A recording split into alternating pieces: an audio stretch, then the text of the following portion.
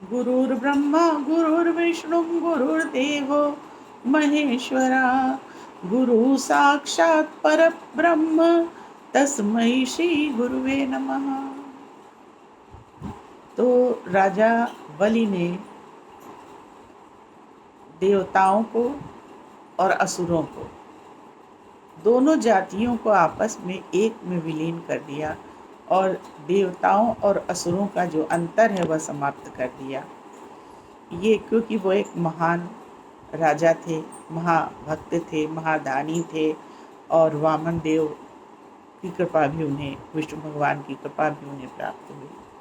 शुक्राचार्य को बहुत क्रोध आया कि अब कोई दैत्य अधिपति बचा ही नहीं और स्वर्गलोक पर कैसे अपना हम लोग आधिपत्य स्थापित करेंगे। तो वज्रांग नामक का एक असुर शुक्राचार्य के पास आया और कहने लगा कि मैं स्वर्गलोक पर आक्रमण करूंगा और आपके इच्छाओं को मैं पूर्ण करूंगा गुरुजी।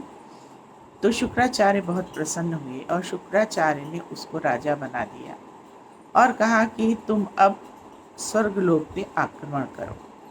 वज्रांग ने स्वर्गलोक पर आक्रमण किया।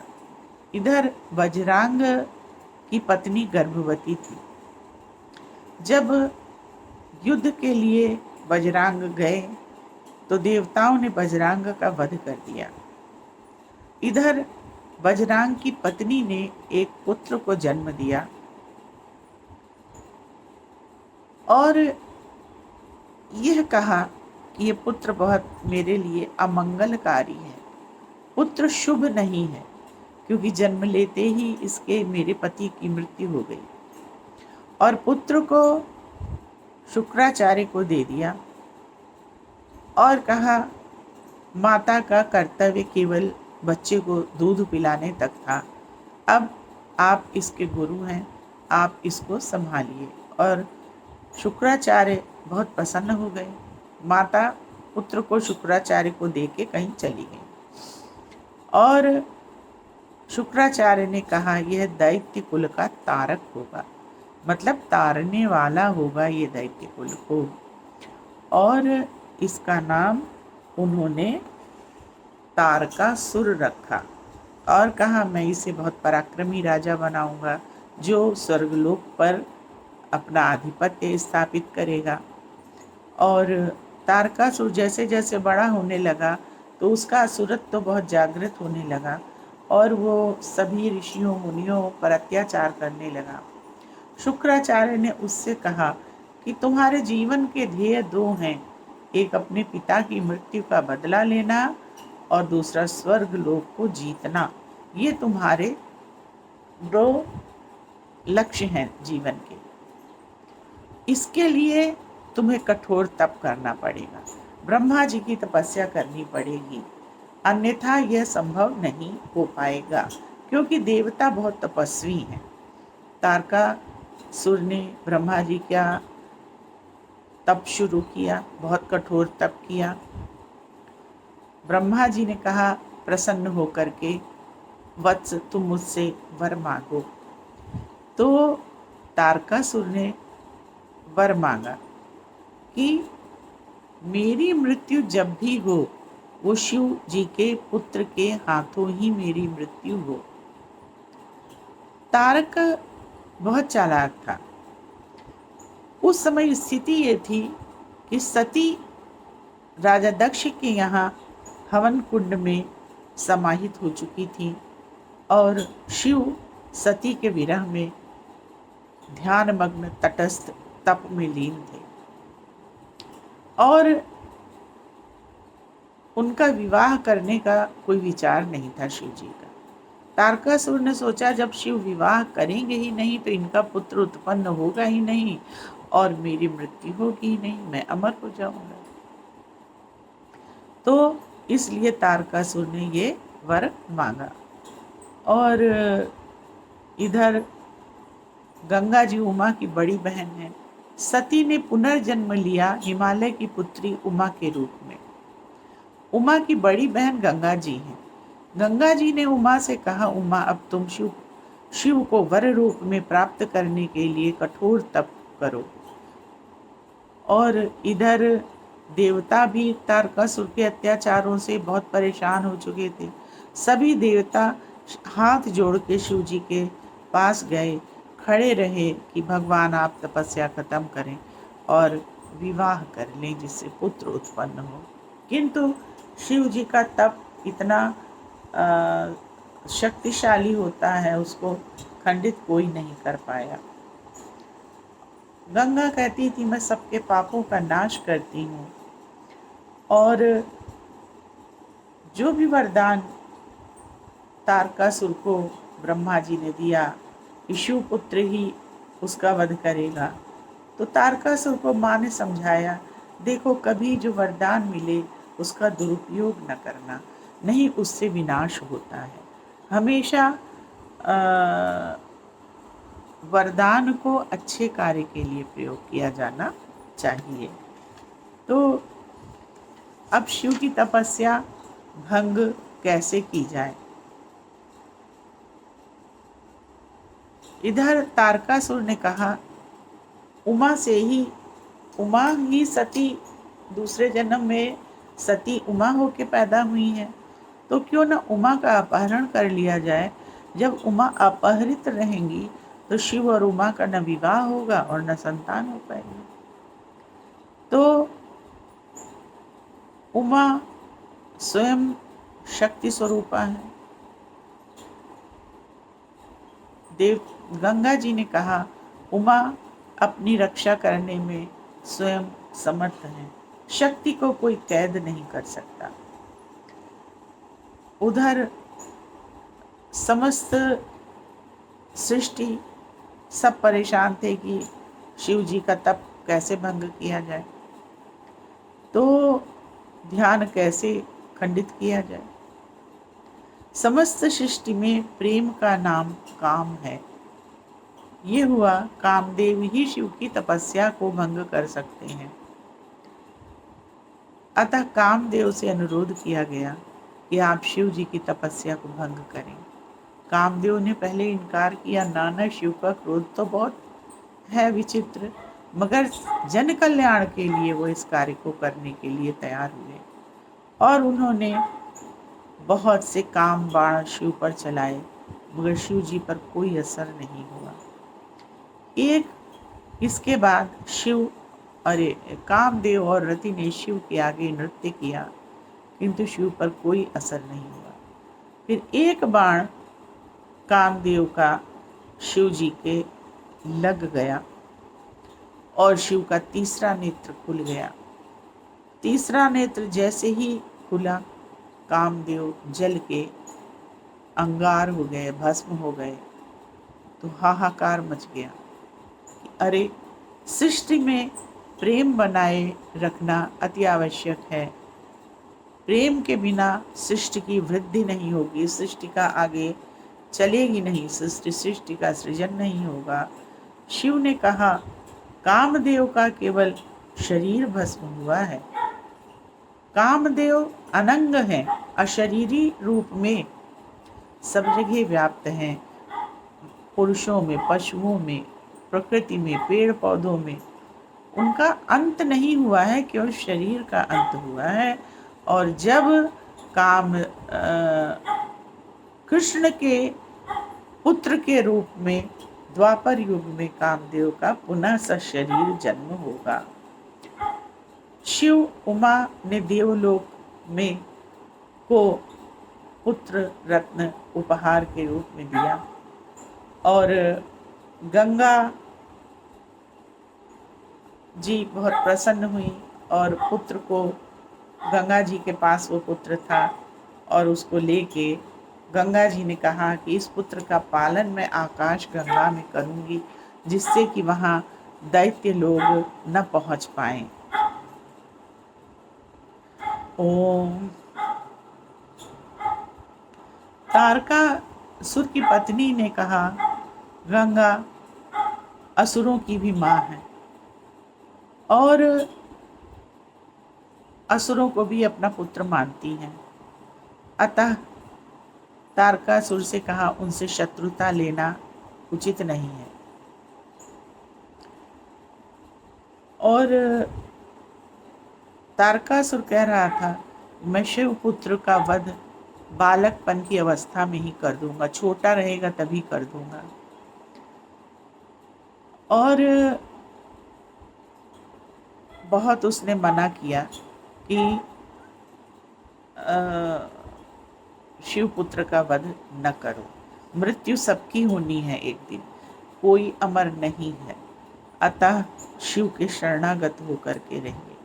किंतु तारकासुर के अहंकार का पर्दा पड़ा हुआ था, उन्होंने कुछ नहीं सुना और सोचा कि शिवपुत्र का वध कर दूं तो मैं अमर हो जाऊंगा।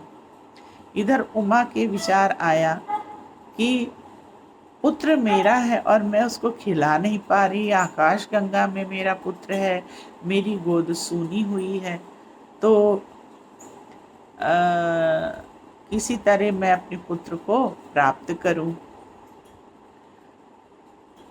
और उन्होंने कहा कि मैं अपने पुत्र को लेने जाऊंगी। तो उमा ने कहा, स्वयं ही कहा कि मैं मोहग्रस्त हो गई हूँ पुत्र के लिए और मुझे मेरा पुत्र चाहिए। तो तारकासुर से डर सभी को था, तो गंगा जी ने कहा, तुम पुत्र को अकेले लेकर के कैलाश जाओगी तो रास्ते में कहीं दैत्य तुमसे बालक को छीन न लें। लेकिन उमा तो शक्ति स्वरूपा थी, उन्होंने कहा, नहीं, मैं अपने पुत्र की रक्षा करने में समर्थ हूँ। और उमा बालक को लेकर के चल दी और उमा ने कहा, मैं पुत्र को अपने आँख के आगे रखूंगी, और पुत्र को लेकर अकेले कैलाश चल दी उमा। तारकासुर ने अपने दोनों पुत्रों, तारकाक्ष और एक पुत्र उनका और था, दोनों को भेजा कि उमा से पुत्र तुम शिवपुत्र छीन के ले आओ। तारकाक्ष ने नंदी का रूप धारण कर लिया, उमा जी के पास गए और कहा कि लाओ मुझे पुत्र दे दो। तो उमा ने पहचान लिया था कि ये छद्मवेशी नंदी हैं, किंतु उमा इतनी अपनी शक्ति पर उनको विश्वास था कि मैं विजय हो जाऊंगी, उन्होंने पुत्र को दे दिया। इंद्र ने ये देखा तो इंद्र घबरा गए। इंद्र समझे उमा समझ नहीं पाई कि ये राक्षस है। इंद्र ने कहा, ये आपने क्या किया, आपने क्यों दे दिया राक्षस को? और उमा ने कहा, तुम इसको लेकर के चलो। नारद जी भी घबरा गए इस बात से और वो शिव जी के पास गए कि उमा ने पुत्र को नंदी को दे दिया है, नंदी जबकि वह राक्षस है, नंदी है नहीं। शिव ने कहा, तुम विचलित मत हो, उमा जो है तारकासुर का अभिमान तोड़ने के लिए यह लीला कर रही है। शिव जी बोले, उमा स्वयं माया की जननी है और कोई उमा से पार नहीं पा सकता। कार्तिकेय अजन्मा है, शिव शक्ति के तेज से उत्पन्न है, उनकी मृत्यु हो ही नहीं सकती है। तो नंदी पुत्र को असुर लोक ले जाने लगा। उमा ने मना किया, तब तक इंद्र ने वहां अग्निदेव और वायुदेव को भी भेज दिया। अग्निदेव ने अपना तीसरा नेत्र, जो अग्निदेव वास करते हैं शिव के तीसरे नेत्र में, वही अग्निदेव, उन्होंने अपना थोड़ा रूप, रौद्र रूप दिखाया और छद्म नंदी जो तारकाक्ष था उससे पुत्र को छीन लिया और वायुदेव को दिया। वायुदेव ने पुनः उसको आकाश गंगा में गंगा जी के पास सुरक्षित स्थान पर पहुंचा दिया। अब तारकासुर ने के छोटे पुत्र तारकाक्ष को आदेश दिया कि तुम तप करो। तारकासुर ने अपने पुत्र तारकाक्ष से कहा कि तुम तप करो जाके, तुमने अभी तप नहीं किया है, और तप के से जब बल प्राप्त हो जाएगा तब तुम गंगा जी से शिवपुत्र को छीन करके मेरे पास लाओगे। जब तक तप बल नहीं है, गंगा से तुम पुत्र छीन के नहीं ला सकते हो। तब तारकाक्ष ने भी कठोर तप किया और उन्होंने वर मांगा कि मेरी मृत्यु शिव जी के हाथों हो और मेरे अंदर भक्ति भाव सदैव बना रहे, शिव की भक्ति सदैव बनी रहे और जब भी मैं मरूं तो मैं शिव जी के हाथों से ही मरूं। शिव जी ने कहा तथास्तु, मतलब ऐसा ही होगा। अब तारकाक्ष ने शिव से कहा कि मुझे 3 अभेद त्रिपुर चाहिए, 3 अभेद त्रिपुर बसाना चाहता हूँ। वह तीनों लोकों में कहीं भी जा सकते हैं और वो अभेद होंगे, उनका भेदन केवल शिव जी कर सकते हैं।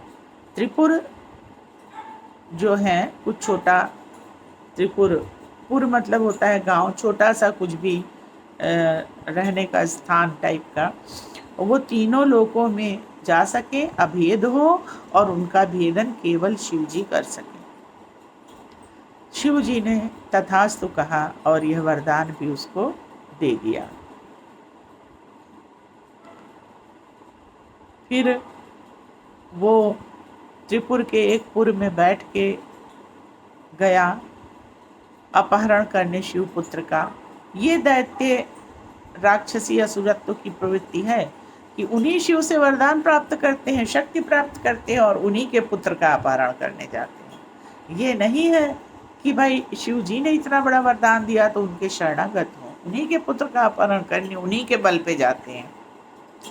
तो वहाँ देवासुर संग्राम हुआ, देवों में असुरों में संग्राम हुआ, फिर असुर परास्त हुए और गंगा ने भार्गव से कहा अधर्म कभी विजयी नहीं हो सकता। तुम बार बार इन लोगों को स्वर्गलोक पे आक्रमण करने भेजते हो, लेकिन जब तक धर्म नहीं है तब तक तुम विजय प्राप्त नहीं कर सकते। बाली के अंदर धर्म था, इसलिए उसको देवता परास्त नहीं कर पा रहे थे।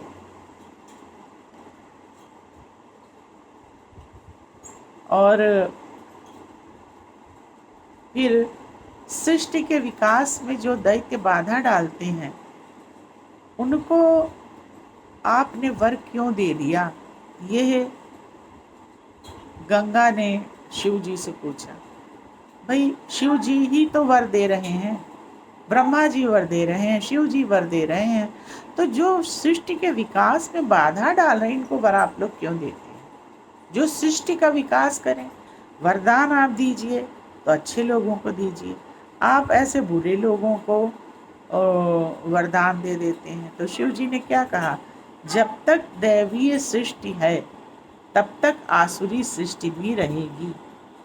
अनिवार्य है आसुरी सृष्टि, क्योंकि अगर केवल दैवीय सृष्टि रहेगी तो विकास केवल एक दिशा में होगा और दानवी सृष्टि भी होगी साथ में, तो विकास बहुमुखी होगा समाज में। इसीलिए अच्छे लोग भी हैं, बुरे लोग भी हैं, दैत्य प्रवृत्ति के भी हैं और देवता प्रवृत्ति के लोग भी हैं। और ये कहा कि मैं ये भी दिखाना चाहता हूँ अपने इस आशीर्वाद से, कितना वो बड़ा आशीर्वाद आपको मिल जाए, आप मृत्यु पर विजय नहीं प्राप्त कर सकते हैं। ये मैं दैत्यों को दिखाना चाहता हूँ। आप आत्मा के स्तर पर तो अमर हो सकते हैं, लेकिन इस शरीर सहित अमृत तो संभव नहीं है। ये मैं इनको दिखाना चाहता हूँ दैत्यों को। इसीलिए समझो तारकाक्ष विनाश की ओर जा रहा है, समझ रहा है कि ये विजय की ओर जा रहा है। तारकासुर समझ रहा है अच्छे के लिए जा रहा है, लेकिन ये सब विनाश की ओर जा रहे हैं। और फिर तारकाक्ष गंगा जी के पास पहुंचा कि पुत्र मुझे दे दीजिए, और गंगा जी ने इनकार किया। तारकाक्ष को जब गंगा जी ने पुत्र देने से इनकार किया तो राक्षस तो वो था ही। तारकाक्ष ने मुंह खोल के अंदर की ओर इतनी तेज अपनी श्वास खींची कि वो पुत्र मुख से श्वास के साथ में उसके उदर में चला गया। किसके? तारकाक्ष के उदर में चला गया। तारकासुर ने कहा कि ये मेरी मृत्यु जो है ये मेरे पुत्र तारकाक्ष के उदर में वास कर रही है। अतः और इधर उमा चिंतित हुई कि कहीं मेरा पुत्र तारकाक्ष के गर्भ में मर न जाए।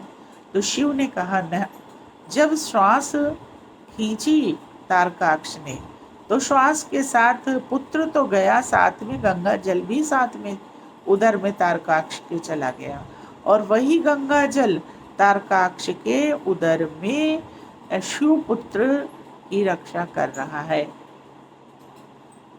तो जब तारकाक्ष के उदर से अब कैसे निकाला जाए इसको, तो पहले हुआ तलवार से इसका पेट फाड़ दिया जाए, क्योंकि तारकाक्ष तो शिव के हाथों ही वध होगा, मरेगा नहीं, और शिव पुत्र पेट से निकल आएगा तो उसको हम लोग मार देंगे। और तलवार चलाई गई उसके उदर पर, किंतु ईश्वर कृपा से, शिव कृपा से तलवार का कोई असर नहीं हुआ। फिर तारकासुर की पत्नी का नाम था तारा, और तारकाक्ष की पत्नी का नाम था सुरुचि। सुरुचि जो तारकाक्ष की पत्नी थी, उसने सोचा मेरे पति तो अमर हैं और शिव जी ही इनका वध कर सकते हैं, तो क्यों ना अगर मैं इनको थोड़ी अग्नि पिला दूं, तो अग्नि जब उदर में जाएगी तो वो लड़का जो पेट में है मर जाएगा और मेरे पति बच जाएंगे, या वो लड़का बाहर आ जाएगा किसी तरह से, तो